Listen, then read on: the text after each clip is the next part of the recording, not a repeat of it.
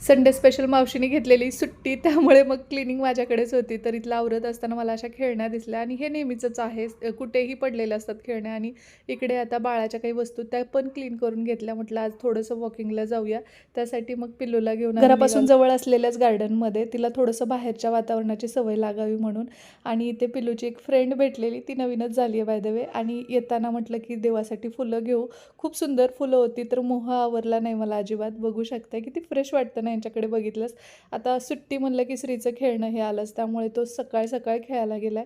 इकडे मी आता श्री आणि बाळासाठी दोघांसाठीही इथं नाचणीची खीर बनवते. तूप घातले कढईमध्ये, त्याच्यामध्ये नाचणी सत्व टाकलेलं आहे आणि ते छानपैकी कलर चेंज होईपर्यंत मिक्स केले. करपू नाही द्यायचं. त्याच्यामध्ये आता गूळ टाकण्या अगोदर दूध टाकायचं, नाहीतर मग ते फुटतं. आणि आता दूध छान मिक्स झाल्यानंतर त्यात गाठी होऊ नये त्याची काळजी घ्यायची. ड्रायफ्रुट्स पावडर वगैरे टाकून छानपैकी ते मी हलवून घेतलं आहे. आणि इथे बघा पिलूचे नखरे नको नको चाललं आहे तिचं.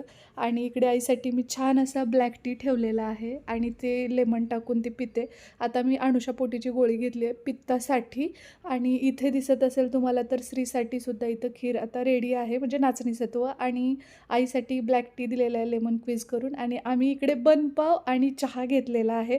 तर सकाळी थोडंसं नियोजन करत होतो की आज कसं काय असणार आहे दिवस, काय नाही. आणि वातावरण पाहू शकता. आणि इकडे आमच्या पिल्लूचं खाऊन पिऊन होऊन आता आजीसोबत मस्ती चाललेली आहे. तर चला भेटूया, बाय.